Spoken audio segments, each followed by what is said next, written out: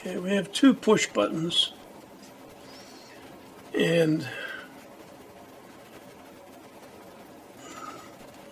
they're to go here. The little wires go in the little holes. Two little wires there. They go in the little holes. At the same time, the little springs go in the big holes. Now, make sure they're pushed down, not tight, just as far as they will go. The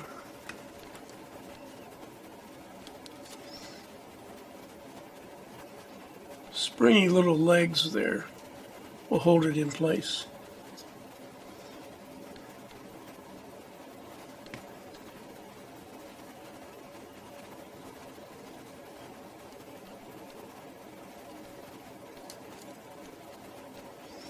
Now these are identical, they can go in either set of holes. Now, a little bit more metal there, so I'm going to take a little longer to allow it to heat up. So the wires, or these little holes, are electrical connections, and these are mechanical connections. And they're pretty massive, so we'll let them get up to temperature. See, they take a lot more of the lead.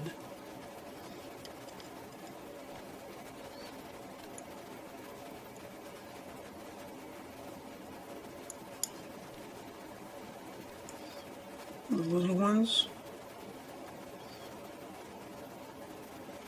take a lot less time, a lot less lead.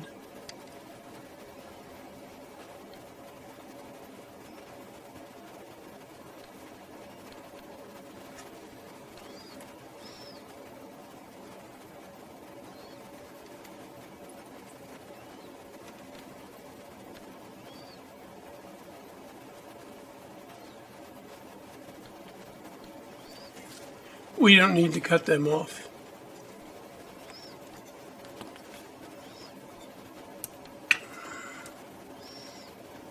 This little thing with a dial, or at least it can be turned.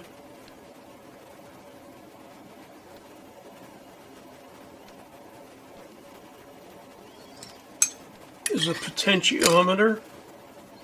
In this case, I believe it's used to control brightness. It's in a 3-hole layout called RP1. There we go. And it should push in pretty firmly. And then you don't need to bend it. It holds itself in place.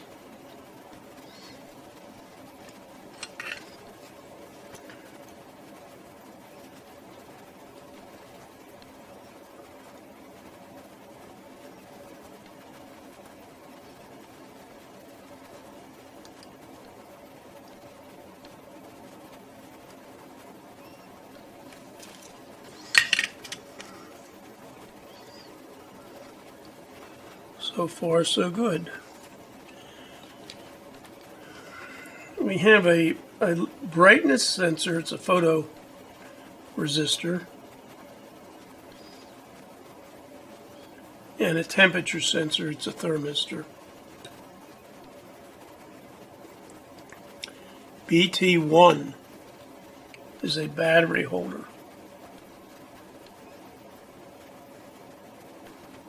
Let's take a look at this. It's got a circle with a little tab on it, 2 holes. I'm going to say that little tab, the little tab here, goes down and just lays on the circuit board here. Then the 2 holes accept 1 hole each, this pin and this pin.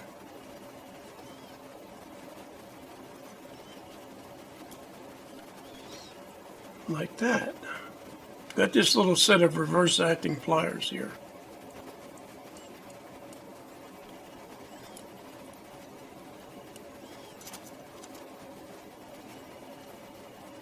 clamp it like that and turn it over.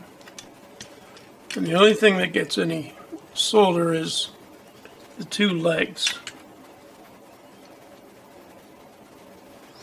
And they're rather large, so we'll take our time. And they also take some extra solder.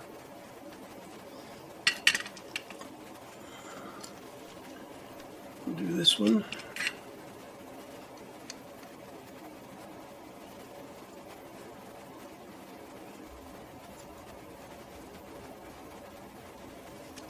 We have a battery or a power input. It has 3 terminals on it. Looks like it will accept wire, but we're not going to do that. It will fit here where it says JK1.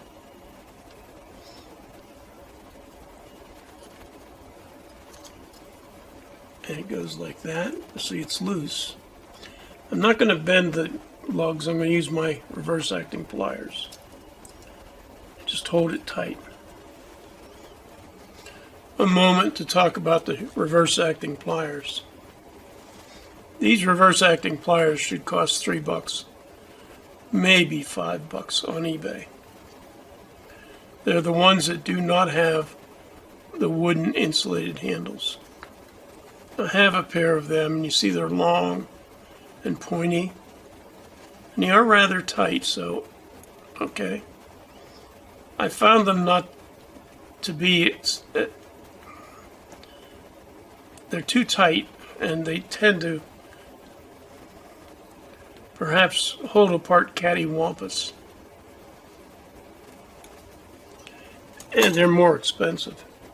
For some reason, I get by with this cheaper set just fine. So once again, big terminals. We'll take our time. Pick the one that the tweezers are not up against.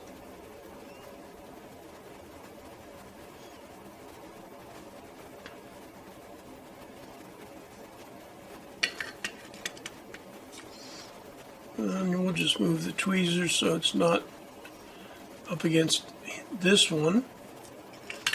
And we'll attack him. I'm going to lay the tip of the iron flat against the metal. I'm actually going to reach through the hole and see if I can touch the iron. And that heats it up nicely. There we go. Take our tweezers off.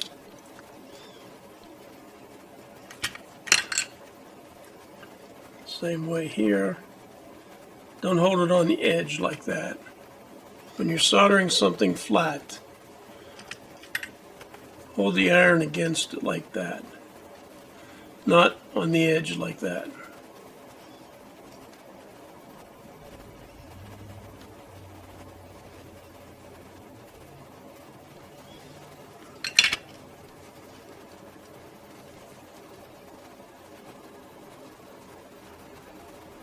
No, it doesn't look like it's tight, but it is. This thing has little spacers on it. So, look carefully for any unused or unfilled holes. What I most stick right out at us are these rows of holes. Where's our parts bag here? Here we go.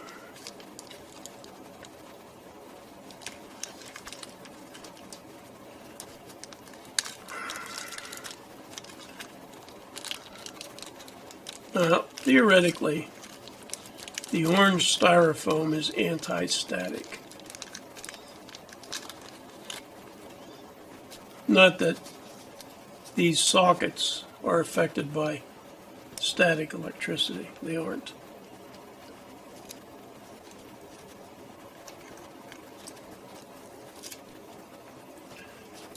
These components, perhaps, are static sensitive. So we'll leave them in here until last. These sockets have a notch in the plastic in one end. The silk screening has a notch. We'll align the socket notch with the silk screening, and we'll drop the pins through the holes. Now, one pin has become bent. No problem. Be gentle with it. Straighten it back out. Compare it with the other pins.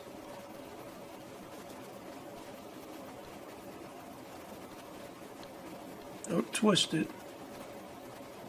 Just make it look like all the rest of the pins. Try again. Make sure the socket's lined up. And it falls in, see? Now what I do here is take one corner pin and bend it away.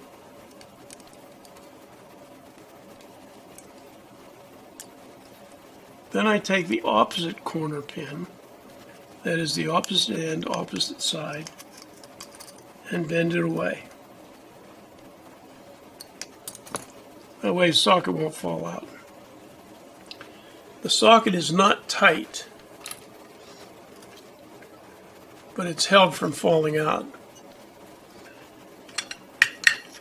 Then I just solder the bent pins.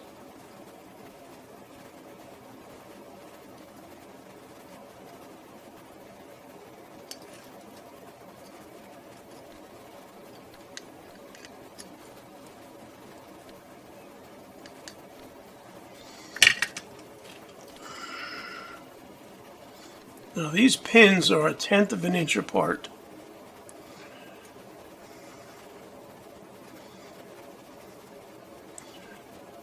Make sure you use a soldering iron with a nice, not point, but nice tapered end on it so you can get just on one pin at a time.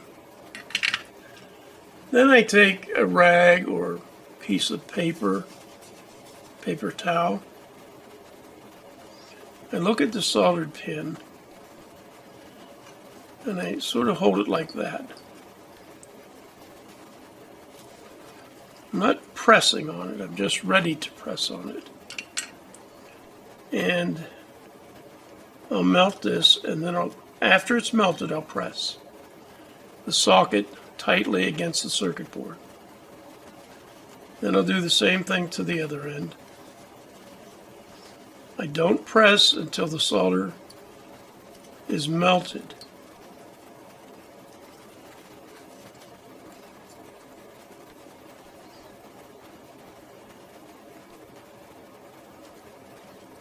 Okay, I felt the socket move tighter against the circuit board. Now we can assume the socket is pretty tight against the circuit board. Once we're fairly tight, if you want some stability, you could put the blocks back on.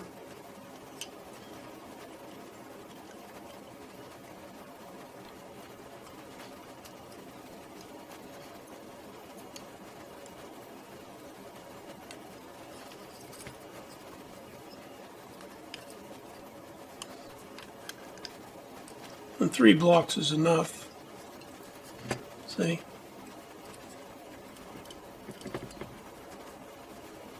Three-legged milking stools don't rock.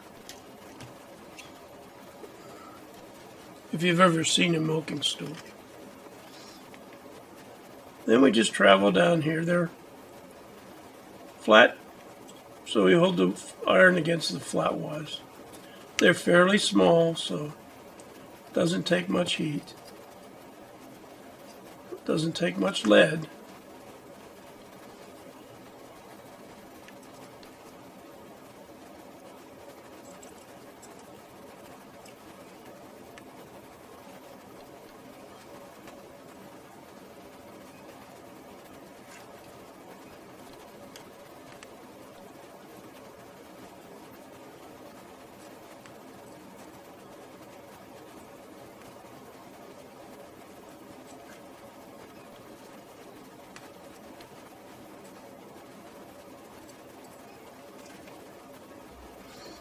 Again, we don't want to drag any solder over to the adjacent holes.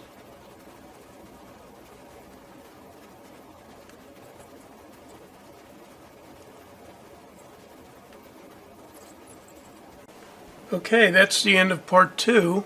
I hope you come back for the next part. Thank you.